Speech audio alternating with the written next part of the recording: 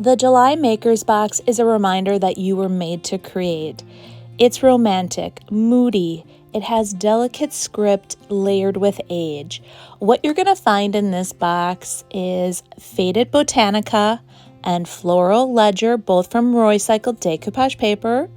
You'll find Lefty and Bath Night from the Painted Photographer, black velvet and vintage linen from DIY Paint, limestone and soapstone from Fusion Mineral Paint, and flour sack from Sweet Pickins Milk Paint. I've also provided you with the Sonnets digital press, and that is called Noir Botanique. I provide 5 digital prints every month now with the Makers Box. I hope you enjoy this month, and remember, let the ink of the past bloom into something beautifully new.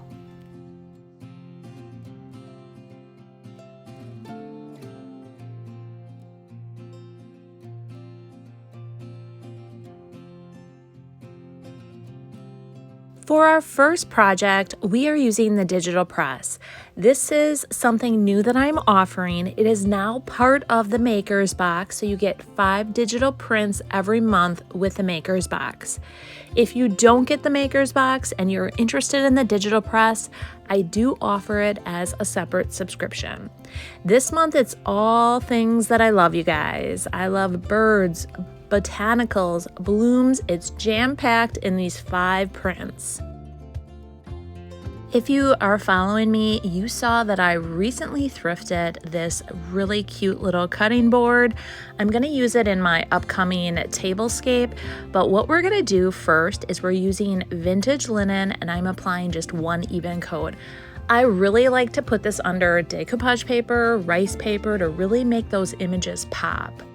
Recently, I tried Fusion's decoupage gel with my rice papers, and you guys, I'm kind of hooked. It's a little bit thicker than the liquid patina.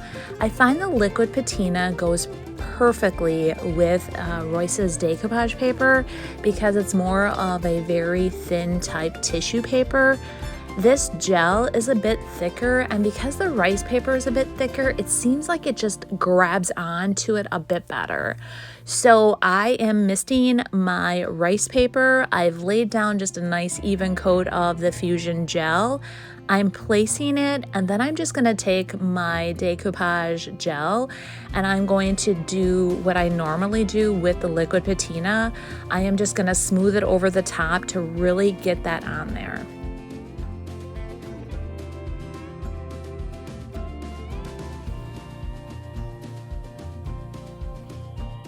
Once it completely dries, I'm going in with my sandpaper and I'm going to sand away the excess. You just need a little bit more elbow grease with that rice paper because it's a little bit thicker, but I love how this turned out.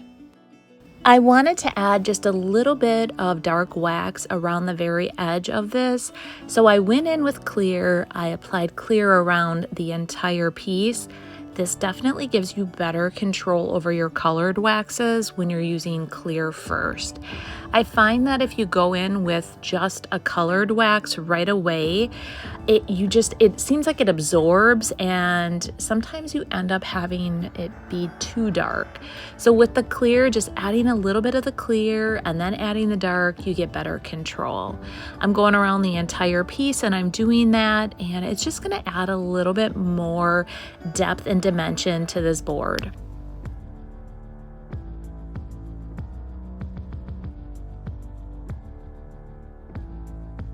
I recently thrifted a bunch of this twine. It's really heavy duty and thick, and I thought it would be absolutely perfect for this. It was actually a really tight fit, so I definitely needed to use that pliers to pull it through, and even tying the knot was a bit of a challenge, but I finally got it done, and I think it looks perfect. So this really completes the entire project.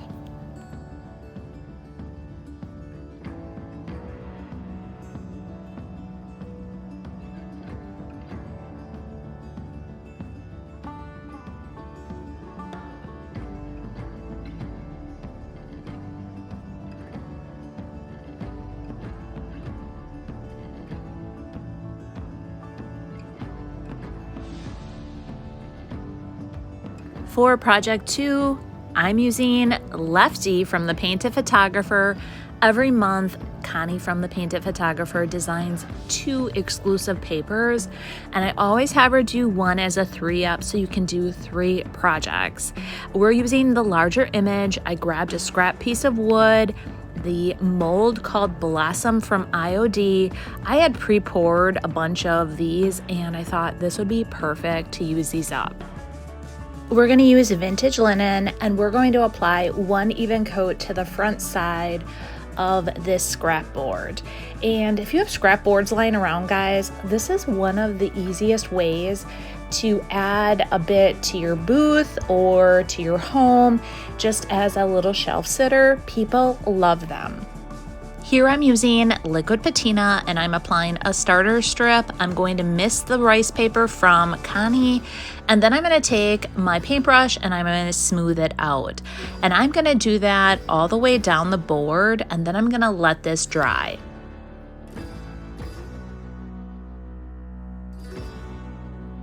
Next, I'm going to take a piece of sandpaper and sand away the excess.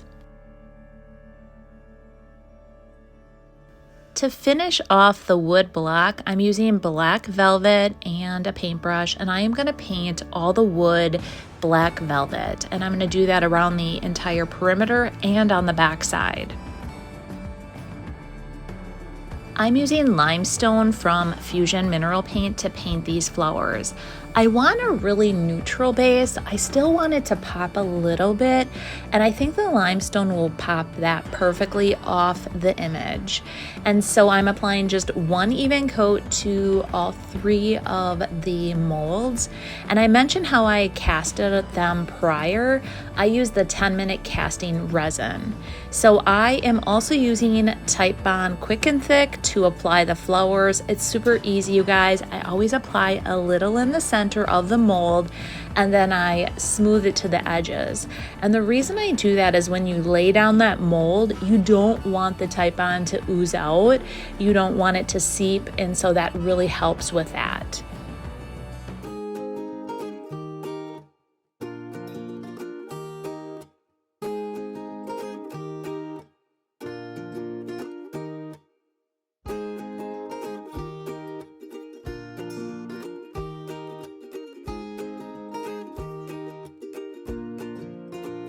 For project 3, I'm using Floral Ledger, and you guys, I love it when Royce designs papers like these. You can cut them in half and use them on 2 separate projects. You can use chunks of them on different projects. It just is so awesome. So I have had this little hat box in my booth for a bit. I didn't have very much on it, but it hasn't sold. So we are going to take a chunk of this side and we're going to put it on top to just really up level this little hat box. I am cutting it in half and I'm setting the one portion aside for another project, and then I'm going to do the same for the top portion of this. I'm just going to cut out what I need so that I can apply it to this piece. The first thing I'm using is vintage linen, and I am going to apply 1 even coat to the very top because you guys know how much I love my papers to pop. We're gonna go in with liquid patina. I'm adding just a nice even coat. There is a bit of texture, so I'm actually creating a little bit thicker of a coat of the liquid patina.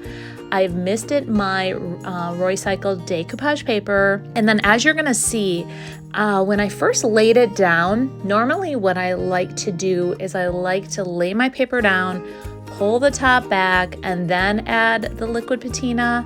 But I decided to just, go all in. It wasn't a really big area, but I laid it in the wrong spot. So you can see I was moving it around, and as long as you're careful with it, it will not tear. Once it's laid down, take your paintbrush, smooth it out, and let it dry. So once it's dry, I do take my sandpaper, I go around the entire piece and sand off the excess. I wanted to add a bit of dimension to the edge of this piece. I used clear wax and dark wax around the entire edge. I then added a little bit of dark wax to the very bottom edge and the bottom of the top, and then randomly just rubbed here and there. I love how it really up-leveled this entire piece, you guys.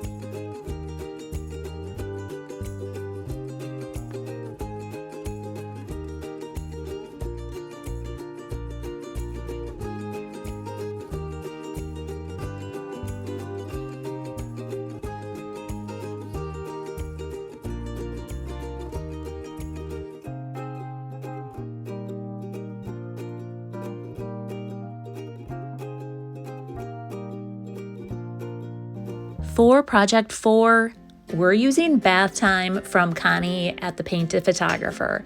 When she sent this design over to me, I loved it. I knew that the whole box was a bit neutral, but I thought this would be just a touch of color we needed. And for starters, what I decided to do was apply it to this metal tray, but I didn't want it to be round. I knew it wasn't going to be a perfect fit for the center, so I wanted the tail to kind of go off that plate.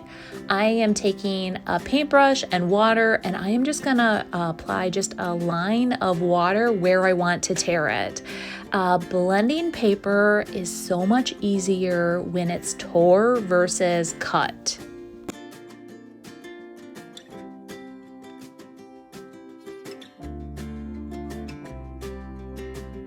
The first thing I want to do is determine where I want this positioned, because I want to mark it with my fingernail. I want to create like a crease.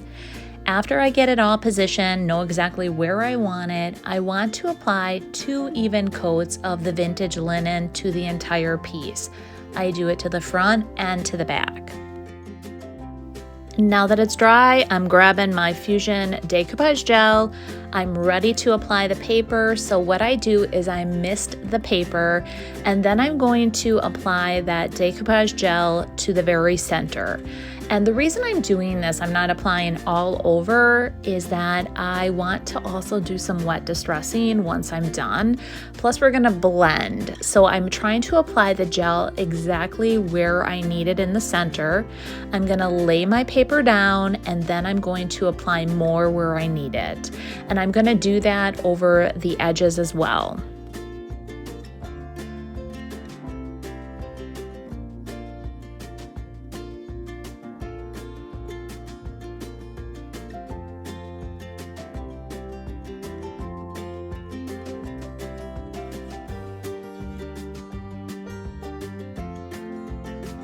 Now it's time to blend, you guys, and I used to be so afraid to do this, but with the help of Tara from the Reclaimed Branch and Connie from the Painted Photographer, I have really become comfortable doing this.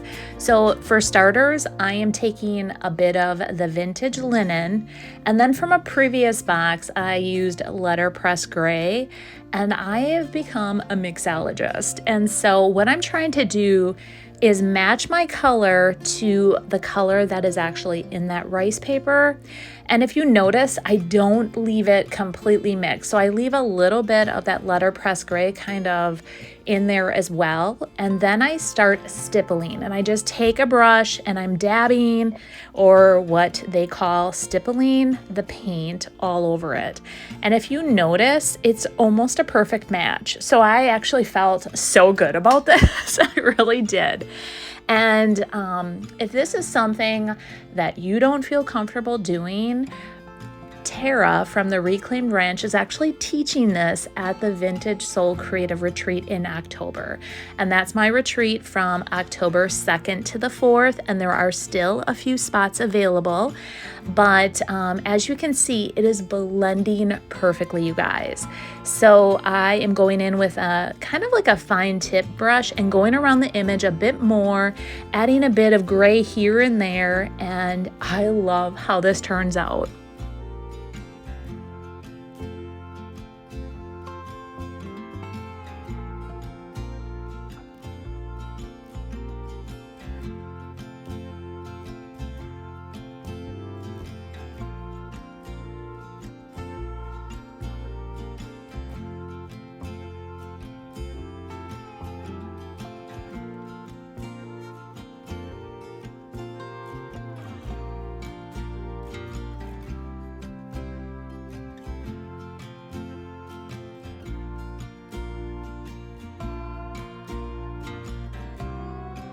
I love things that are distressed and worn, so I'm taking a damp rag and I'm just going around the edges and just randomly rubbing over some of the raised surfaces.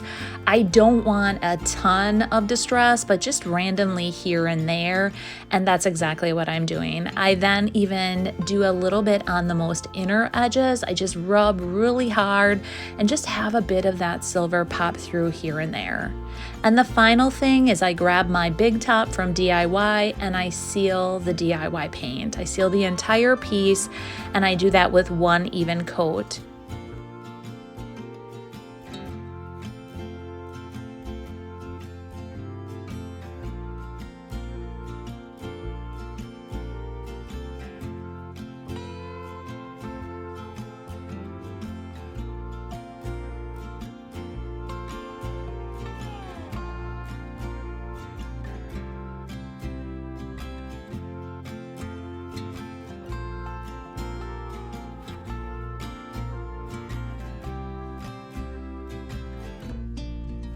For project 5, I don't know if you guys know what this is or not, but it is actually a fish cleaning board.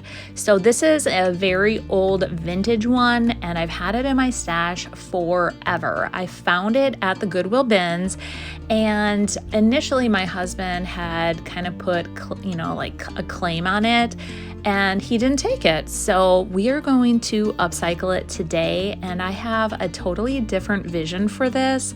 We're going to use it in a gallery wall in my home, and you will never know what it was. We're going to use the faded Botanica for the base.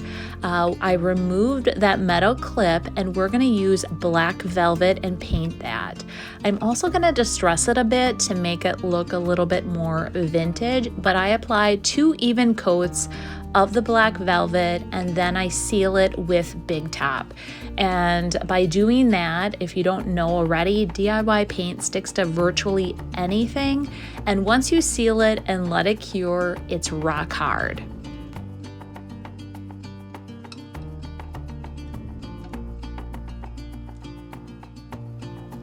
Now that the base is painted with vintage linen and it's dry, I am going to cut a chunk of that faded Botanica and we're going to apply it. Now, this turned out to be a little bit more difficult than what I thought, so I misted it with water to activate the fibers in the paper. But if you notice, there's a lot of those little ridges, and I thought I could start on one side and work my way over. And oh, you guys, it was a challenge. I will give you that. So if you are working with a surface like that, just be prepared that you really have to get your paper in those grooves. So the first piece I laid down, I will be honest, I tore it, okay? I'll be totally honest with you.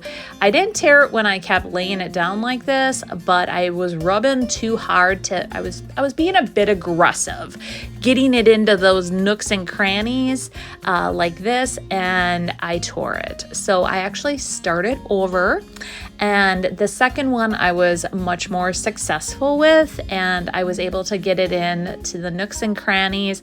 There were a few wrinkles, but that's okay, because as you guys follow along, I'm going to bring you guys along for my gallery wall that I'm putting in my home, and you're going to see how I use this.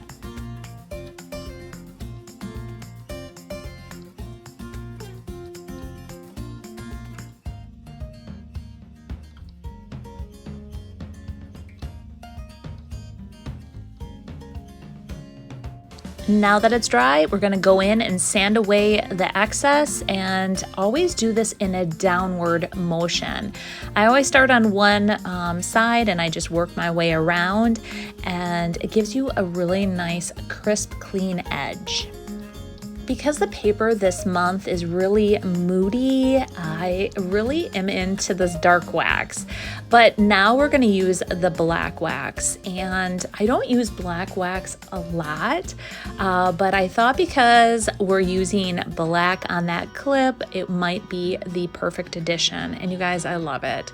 So I added a bit of clear around the entire perimeter. I added a bit of black, and it really was exactly what this board needed.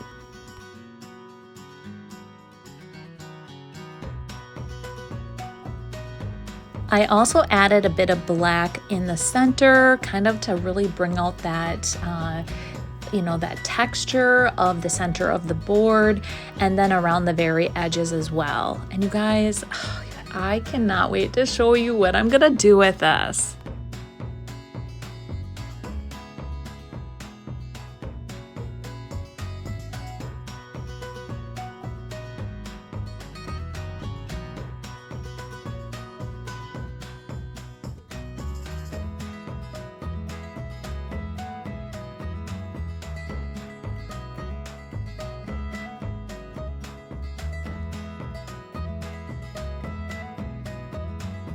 For project 6, I found these 2 rosettes at Antique Acres. Not sure if they're true vintage or not, but we're gonna add a bit of crackle goodness to them and make them look all old and aged.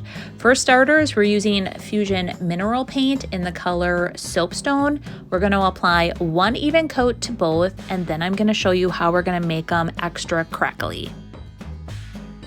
Next, I'm using shellac, and I am giving them each 1 even coat of the shellac.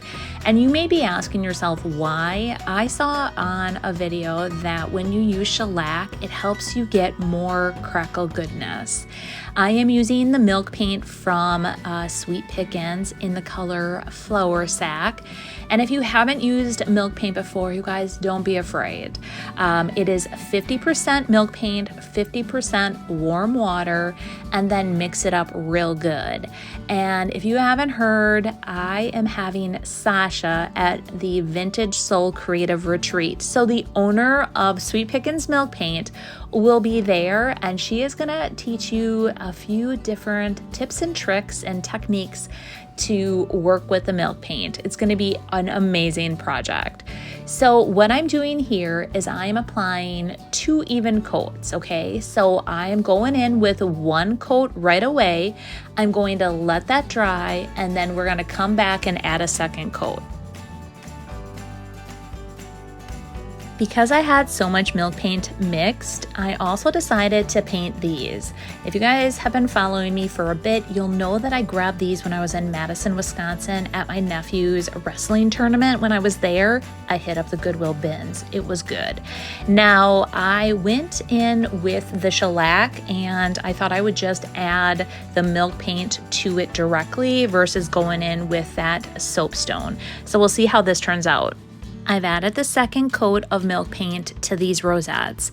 And the key here is to take your heat gun and to continuously move it back and forth between your, 2 projects like I am, or just all over your piece. You don't want it to get too hot because you'll get a lot of chipping off. But what I'm trying to do is I'm trying to encourage and enhance the crackling. Now, if you don't want any crackling or any type of chipping, you'll want to add extra bond and then don't add the shellac. But my whole purpose here was I wanted it to be, I wanted these to just look old, like I had just gone and salvaged them out of an old home, and that's exactly what I got. Now I'm going in with sandpaper, and I am just trying to bring out all the details. I want a bit of that soapstone to pop through, and I want them to look aged, and that is exactly what I'm accomplishing here. I'm using 2 different grit sandpapers. I tried the lighter grit first, and then I went in with a heavier grit, and then went back to the lighter grit to smooth everything out. And you guys, these turned out amazing.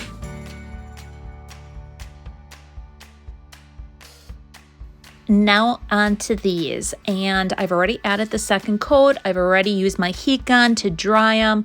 first thing I noticed is that I was getting a lot more chippiness, which is fine, but I'm kind of sad that I didn't add that gray soapstone underneath now because of all the chippiness, but it's fine. So I'm going in and I'm going to sand them all really good, and then we're going to add some dark oil wax.